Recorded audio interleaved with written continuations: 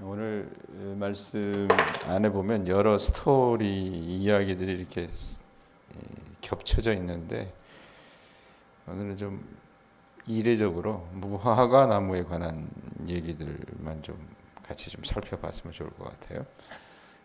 예수님께서 이제 예루살렘 성전 6월절을 맞이해서 두 차례 방문을 하셨습니다. 오늘 말씀에 보면 11절 한번 보세요. 11절 보면 예수께서 예루살렘에 이르러 성전에 들어가서 모든 것을 둘러보시고 때가 이미 저물매 12제자를 데리시고 베다니에 나가시니라 이렇게 돼 있어요.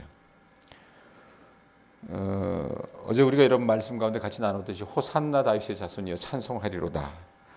예수님이 이 어린아이나 난쟁이들이 타고 다닐 수 있는 그 어린 나귀 새끼, 한 번도 멍에를 메어보지 않은 나귀 새끼를 타고 예루살렘 성에 입성하셔서 성전에 들어가서 이제 둘러보시고요.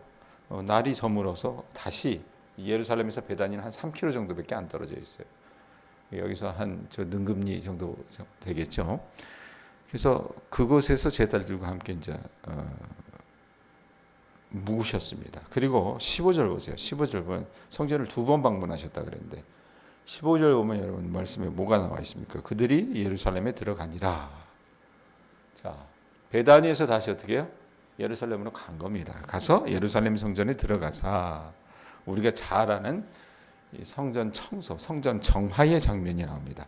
성전 안에서 매매하는 자들을 내쫓으시며 돈 바꾸는 자들의 상과 비둘기 파는 자들의 의자를 둘러보시며, 이 성전 정화, 이 청소에 관한 말씀들은 여러분들이 많이 들어서 알고 있을 것입니다. 그러니까 주님이 전날 예루살렘 성전을 방문하셨다가 그 다음날 예루살렘 성전으로 돌아와 성전을 다시 방문하셔서 성전을 청소하셨어요. 자, 근데 그 사이에 이 11절과 15절 사이에 12절부터 14절 말씀이 있잖아요. 그 사이에 이 무화과 나무에 관한 사건이 벌어집니다. 12절부터 14절 말씀 여러분 우리 다시 한번 읽습니다. 읽습니다. 시작. 이튿날 그들이 베다니에서 나왔을 때 예수께서 시장하신지라 멀리서 잎사귀에 있는 한 무화과 나무를 보시고 혹 그 나무에 무엇이 있을까 하여 가셨더니 보신즉 잎사귀 외에는 아무것도 없더라. 이는 무화과의 때가 아님이라. 예수께서 나무에게 말씀하여 이르시되 이제부터 영원토록 사람이 내게서 열매를 따먹지 못하리라 하시니 제자들이 이를 듣더라. 여러분 농사 지시잖아요. 무화과 키워 보셨어요? 저도 키워 봤어요. 예전에 아버지께서 그 어머니께서 아버지가 섬기시던 그 교회에 화단에 무화과 나무 하나 이렇게 키우는 걸 봤습니다. 열매는 많이 안 맺었지만 한두 개 따먹었던 기억은 있는데, 근데 여러분 한번 보세요. 말씀해 보면 이 나무에 대한 예수님의 이 행위가 과연 이해가 갑니까? 그런 생각은 안 해보셨어요? 왜냐하면 여러분 말씀에 보면 분명히 13절 뒷부분에 보면 뭐라고 얘기합니까? 끝에 보면 이는 무화과의 때가 아님이라 이렇게 표현합니다. 마치 예수님이 여러분 이 무화과 나무에 대해서 짜증을 내시고 화풀이하고 있는 것 같은 그런 느낌이 들어요. 도대체 이해할 수 없습니다. 아니 나무가 여러분 무슨 죄가 있어요? 우리 식으로 얘기하면 열매 맺지 않았다고 해가지고 그 나무를 저주하시고요. 나중에 여러분 성전 청소하고 오셨을 때 보면 그 나무가 말라 죽었잖아요. 그런데 분명히 여러분 우리가 알아야 될 거면요, 무화과를 맺을 시기가 아니라는 얘기입니다. 예? 우리로 얘기하면 가을 어기는 아니라는 얘기예요. 그렇게 보면 야, 예수님도 소갈딱지가 굉장히 좁았나 보구나. 예? 그래도 왜 나무한테 화풀이를 해? 왜 그렇게 짜증을 내시는 거야? 이렇게 여러분 우리가 판단할 수 있는데 실제로는 그게 아닙니다. 왜냐하면 무화과의 품종이 다 다른가 봐요. 특별히 중동에서 자라는 무화과는요, 좀 독특한가 봅니다. 이 어떤 특징이 있냐면 이 중동의 무화과는요, 나무의 열매를 2가지를 맺는다고 합니다. 무슨 말이냐면 무화과가 열리기 전 봄에 이제 나뭇잎이 날 거 아니에요. 잎사귀가 날 거 아니에요. 그러면 그 가지에서 요깃거리로 이 가을이 되면 얻어지는 그 우리가 아는 무화과 그 모양의 것이 아니라 그 봄이 돼서 나뭇잎이 나기 시작하면 그래도 사람이 먹을 수 있는 작은 혹 같은 과실이 그 무화과에 생긴다고 합니다. 중동의 무화과의 특징이래요. 그래서 지나가다가 사람들이 여러분 허기가 지니까 그걸 따먹은 거예요. 예? 우리들은 봄에 다니다 보면 배고프고 옛날에 그러면 어땠어요? 여러분들? 저는 친구들하고 다니면서 찔레순 따먹고 막 이랬었던 거 기억하거든요. 아마 이 중동의 무화과는 아마 그런 어떤 혹 같은 작은 열매 이런 것들이 봄에 난다고 합니다. 그래서 나뭇잎을 내기 시작하는 이 무화과에 이 맛 좋은 혹이 없으면요, 이 중동 사람들은 어떻게 생각을 했냐면 이 나무에 뭔가 단단히 문제가 있구나 이렇게 판단을 했다는 얘기입니다. 근데 여러분 우리가 보면 어때요? 우리는 아무것도 모르니까 멀리서 보면 그냥 푸른 나뭇잎이 있기 때문에 아무 문제가 없어 보일 수 있겠지만 막상 와서 보면 어떻게 무화과 나무 잎에 봄에 먹을 수 있는 그 혹이 달려 있지 않으면 어떻게 해요? 나무가 속병이 들었다는 증거라고 말입니다. 근데 열매가 없는 성장은 썩었다라는 그런 증거라고 그 말입니다. 예수님은 그냥 말씀해 주시는 거예요. 단순히 이 나무의 상태가 이렇다는 것을 밝혀주신 것이거든요. 그리고 그 제자들의 태도를 보면 그걸 이해할 수 있어요. 뭐라고 얘기하십니까? 이제부터 영원토록 사람이 내게서 열매를 따먹지 못하리라. 나무에 대해서 그렇게 말씀을 하세요. 그러니까 제자들이 뭐 했다 그래요? 이를 그냥 듣더라라고 얘기합니다. 의아스럽게 여긴 것도 아니고요. 아마니 근동아시아 그 문화권 속에서 그 나무의 생태에 관련해서 알고 있었던 사람들의 지식이었었던 것 같아요. 자, 그런데 이 사건이 여러분 어떤 사건 가운데 존재합니까? 성전을 첫 번째 성전을 방문하시고 두 번째 성전 이 방문하시는 사이에 주님께서 무화과 나무를 저주하시는 사건이 일어났다는 얘기입니다. 어떻게 보면 이 회중의 머릿속에 오래도록 남겨 있을 수 있도록 그 기억 속에 남겨 있을 수 있도록 주님께서 시청각 교육을 하고 계신 것인데 이게 뭐냐면 그 당시 유대 종교의 모습이 마치 이 열매 맺지 못하는 무화과 나무의 모습과 같이 속빈 강정과 같은 모습들을 주님께서 빗대어 말씀하고 있는 거라고 팅펠러 같은 설교자는 얘기를 해요. 그럼 이 사건을 통해서 여러분 우리가 무엇을 얻어나갈 수 있을까? 여러분 예수님은요 이 나무를 보시면서 지금 얘기하시잖아요. 이게 뭐냐? 무화과 나무가요. 나무가 여러분 왜 나무를 심어요? 백정인 권사님. 왜 고추 심어요? 왜 수박 심습니까? 권사님도 수박 농사 지셨어요? 안 지셨어요? 수박은? 왜 여러분 우리가 그런 과실수나 이런 유실수나 이런 것들을 심습니까? 그것을 통해서 여러분 우리가 열매를 얻으려고 하는 겁니까? 예수님은요 무화과 나무가 제 할 일을 하고 있지 않다는 것을 지적을 하고 계시는 거예요. 그것은 여러분 어떻게 보면 영적인 해석이 될 수도 있긴 하겠지만 이 나무는요 하나님의 백성을 자처하면서 자기는 하나님의 백성이라고 얘기합니다. 하나님의 자녀라고 얘기합니다. 그런데 그 하나님을 위해서 열매를 맺지 않았던 이스라엘 백성들 그런 사람들을 주님께서 어떻게 해요? 지적하고 계시는 거라고 합니다. 실제로 성전 청소를 했을 때 여러분 그들이 그러니까 그때 당시 여러분 그 예루살렘 성전 그 문 앞에 딱 들어가기 전에 이방인의 뜰이라고 하는 것이 있대요. 지금도 그런 게 있답니다. 이 사람들이 그곳에 와서 어제도 제가 말씀드렸지만 여리고는 지하 한 250m고 예루살렘 성은 한 900m가 넘다 그랬잖아요. 거기에서 제사를 드리기 위해서 그러면 소하고 양을 데리고 올 수는 없잖아요. 올라가다가 어떻습니까? 하나님 앞에 제물을 드릴 때는 흠없고 온전한 것으로 드려야 되는데 상할 수가 있잖아요. 그러니 어떻습니까? 분명히 여러분 신명기 말씀에도 보면 그래서 멀리서 오는 사람들은 돈을 갖고 오라고 그래요. 그래서 그곳 앞에서 사라고 얘기하거든요. 사람들이 그렇게 했어요. 그런데 요세푸스라는 역사가가 기록을 하는데 어떻게 써놨냐면 이 사람이 좀 과장이 많긴 하지만 한 해에 드려졌던 거기 성전 앞 이방인의 뜰에서 매매가 됐던 소와 양의 그 마리수만 해도 25만 마리가 넘었대요. 그러니 지금 여러분 예수님이 들어가시는 이 절기는 6월절이었잖아요. 그러니까 가장 피크였을 때예요. 그러니까 여기저기서 막 소새끼, 양새끼 막 울음소리가 막 매매하고 난리도 아니었을 겁니다. 그러면서 과연 이 예배당이 예배당인지 시장통인지 그런 것들을 보셨기 때문에 주님께서 그 성전을 청소하셨던 거예요. 매매하는 자들을 내쫓으시며 돈 바꾸는 자들과 자들의 상과 비둘기 파는 자들의 의자를 둘러 엎으시면서 내 집은 만민의 기도하는 집이라 라고 얘기하시면서 그렇게 말씀을 하셨는데, 그 사건 속에 이 무화과 사건이 있다는 얘기는 뭐냐면, 여러분 우리 예수님께서 지금 무지하게 바쁜 장소로 다시 가시는 중이었잖아요. 그런데 여러분 그 석빈 강정과도 같은 그 어떤 이스라엘 종교인들의 그 모습들, 신앙인들의 모습들을 주님께서 빗대어 비유로 말씀해 주시는 것이었다라고 학자들은 얘기합니다. 여러분 오늘날 교회는 어떻습니까?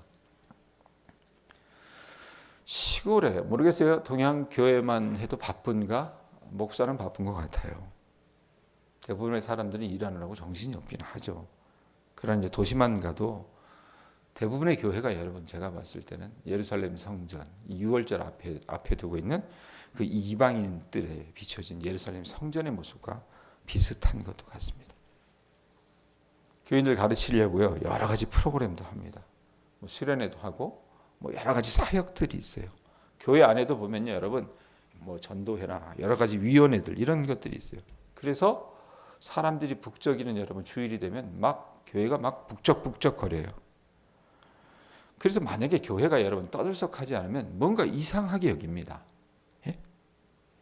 그런데 안타까운 건 뭐냐면 그 안에 영성이라고 하는 찾아볼 수 없다는 게 오늘날 한국교회의 모습이고 2000년 전 당시에 이 예루살렘 성전의 모습이었다는 얘기입니다.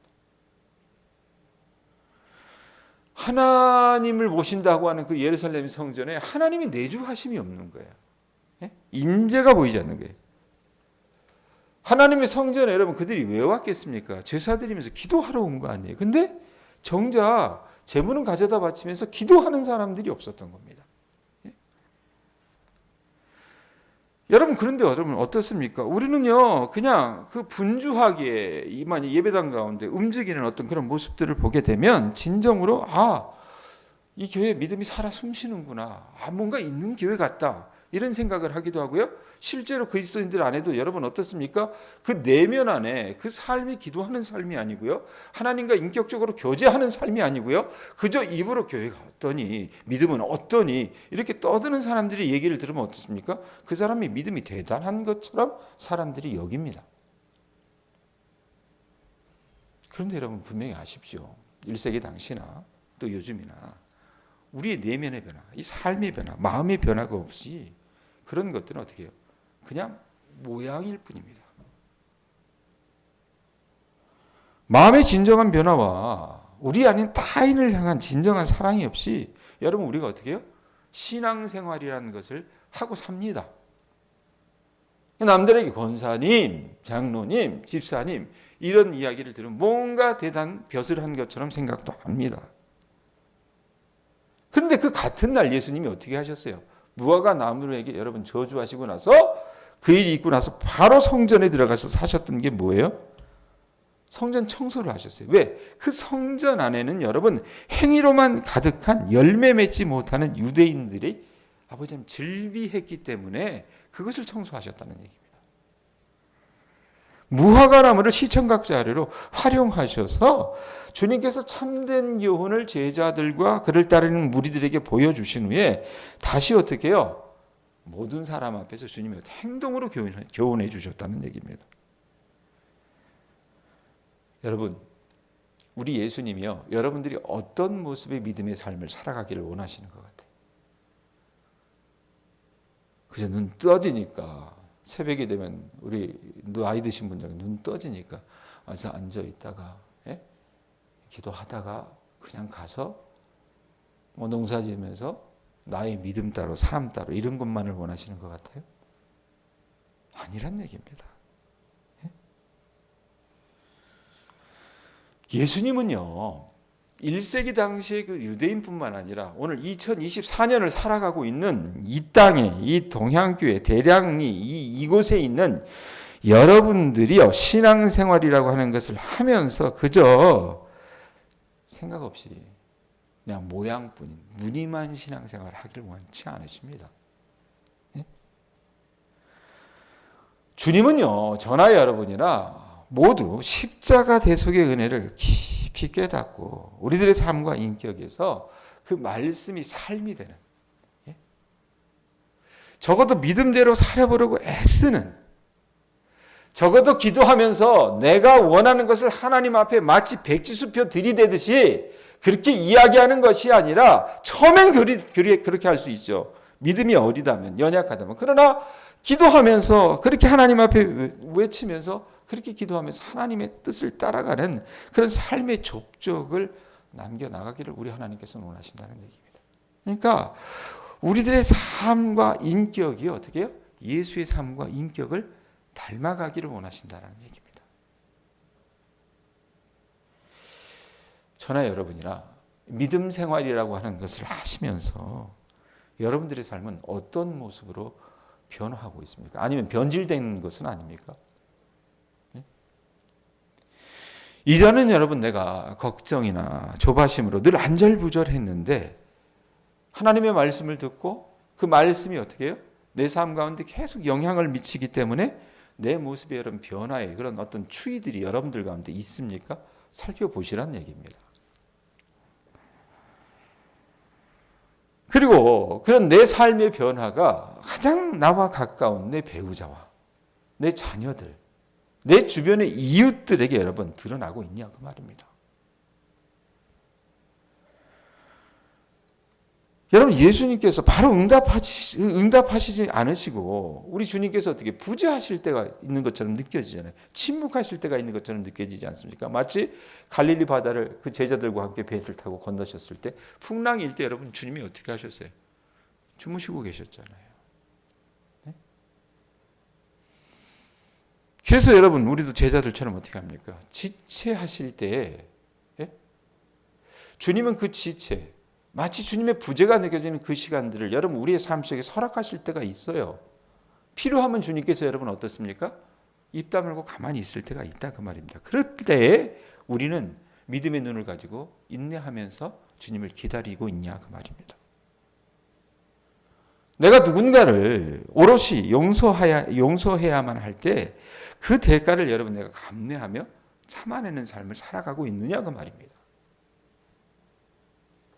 이전에는 여러분 내 마음 가운데 두려움이나 나를 혐오하는 것이나 허풍 같은 것들이 가득했어요. 그걸 꾸며댑니다. 아, 내가 이런 사람이에요. 집사님, 권사님, 목사님, 내가 이런 사람이에요. 이런 말들을 내가 이전에는 할 수 있었지만 예수님을 만나고 나니, 새벽마다 하나님의 말씀을 듣고 나니 그것이 아무 의미가 없고 그것이 아무 하나님 앞에 소용이 없다는 것을 깨닫고 여러분 내 삶 가운데 진중한 어떤 발걸음을 내딛는 것들이 사람들의 눈에 뜨기는 하냐 그 말입니다.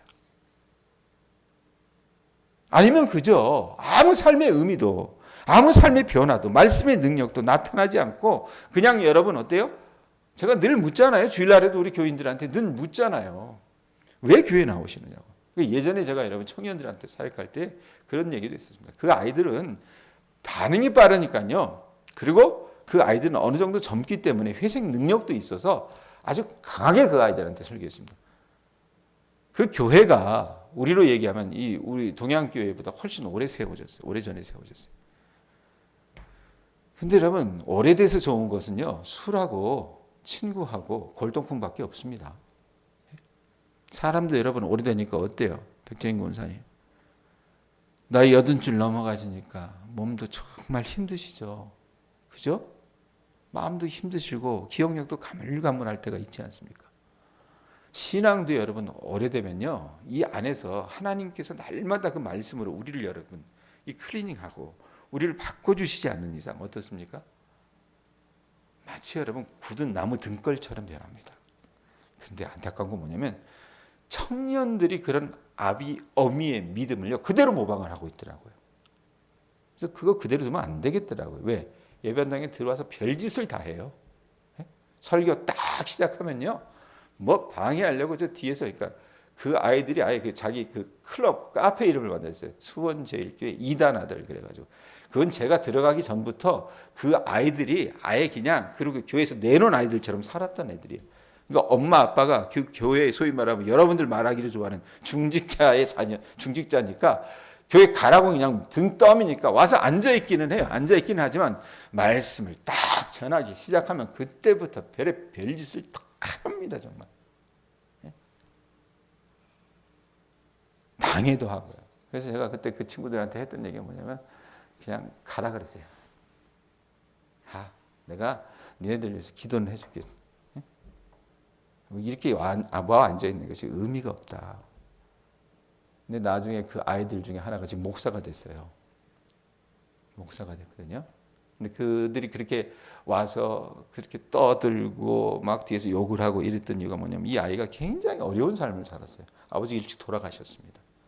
엄마가 도배하며 살았거든요. 얘는 수원 공고라고 하는 거 박지성이 나온 고등학교 다니면서 그 고등학교 때도 이 과일 파는 일들을 했었어요. 얼마나 고난 삶을 살아요. 근데 이제 뭐 누가 신앙생활 하는데 왔다 갔다 해도 이러라 저러라 말하는 사람이었었는데 제가 이제 막 직접적으로 얘기하면서 그렇게 왔다 갔다 할 거면 나가. 내가 너희들 위해서 기도는 해줄게. 이랬는데 안 가더라고요. 그러다 나중에 한번 밥을 먹자고 해서 밥을 먹었어요. 먹는데 와서 얘기하면서 고맙다고 얘기하더라고요. 목사님 이렇게 얘기해 주셔서 너무 감사하다고. 그러면서 그 아이가 나중에 이제 그 교회 안에서 리더십을 세울 때 제가 이 친구를 딱 보니까 애들을 잘 끌고 다녀요. 다른 건 모르는데 사고 치고 걔는 지금도 목회하면서 입에서 육두문자 섞어가면서 목회할 때가 가끔 있습니다. 왜냐하면 옛날에 주먹 쓰고 이랬거든요. 그런데 딱 보니까 애들을 잘 끌고 다니는 리더십이 있는 거예요. 그래서 제가 예배를 섬기는 예배 그 전체 디렉터를 그 아이에게 맡겼어요. 예배를 어떻게 정돈해야 될지. 왜냐하면 제일 사고 치고 다녔으니까. 제일 말 안 듣고 다녔으니까. 그런데 애들은 잘 끌고 다니니까 한번 해봐. 어떤 일이 일어난 줄 아세요? 예? 누구보다 그 일을 잘 섬겼습니다. 그리고 그 아이는 나중에 엄마가 아픈 것을 보고 목사의 길을 가기로 하고 지금도 어렵지만 개척교회에서 목회를 하고 있습니다. 여러분 우리가 믿음 생활이라고 하는 것을 아주 이상하게 생각할 때가 있습니다. 예? 마치 이 열매 맺지 못하는 무화과 나무처럼 교회에서나 가정 그리고 세상에서의 삶의 열매는 없이 그저 겉모양만 그럴싸하게 여러분 어떻게 신앙생활을 하면서 살아가는 사람들이 전 태반일 것 같아요. 제가 봤을 때. 그저 여기 앉아있으면 하나님 복 주시겠지. 그런데 여러분 분명히 아십시오. 하나님의 말씀 살았고 운동력이 있습니다. 그 말씀에 여러분 우리가 제대로 반응하면요. 하나님은요. 그분의 삶과 그 말씀을 통해서 그분의 삶과 그분의 인격이 그 말씀을 통해서 우리 안에 어떻게 해요? 녹아들기를 원하십니다. 예수님처럼 여러분 저나 여러분이나 더 온전한 사람이 되기를 원하시고요. 예수님처럼 저나 여러분이 하나님이 원하시는 사람이 되기를 원하시고 그 예수님의 십자가 대속의 은총을 깨닫고 날마다 주님 앞에 엎드리는 사람이 되기를 우리 하나님은 원하신다 그 말입니다. 자, 결론 맺습니다, 여러분. 오늘 어떻게 보면 성전에 관한 이야기를 더 해드리고 뒤에 보면 믿음에 관한 이야기를 하면서 여러분들에게 도전할 수 있지만 이 무화과 나무의 이야기를 꺼낸 이유가 뭐냐면 우리 예수님께서는요. 이 무화과 나무 사건을 통해서 삶의 열매를 맺기를 원하신다고 저와 여러분에게 도전하시는 것 같습니다. 여러분 모든 사람에게 하나님 나라의 문을 활짝 열어놓으시고 나서 주님은요. 우리가 열매를 맺지 않으면 하나님 나라에서 쫓겨날지 모른다고 경고하시는 것이라는 것을 저나 여러분이나 아실 수 있었으면 좋겠습니다. 열매 맺지 못했던 무화과 나무 어떻게 됐어요? 주님이 저주하시고 나서 예루살렘 성전 청소하시고 나서 딱 보니까 베드로가 뭐라 그래요? 말라 죽었다 그랬잖아요. 그게 우리가 될 수도 있습니다. 농사 지으시니까 누구보다 잘 알죠. 여러분들이 심으신 그 작물들이 열매를 맺지 못하면 얼마나 속쓰리고 마음 아픕니까? 목사로서 우리 교우들에게 권면드립니다. 여러분 우리 믿음의 열매가 풍성하게 맺어질 수 있기를 주님의 이름으로 축원드립니다. 그런 일들이 우리 가운데 있을 수 있기를 기원합니다.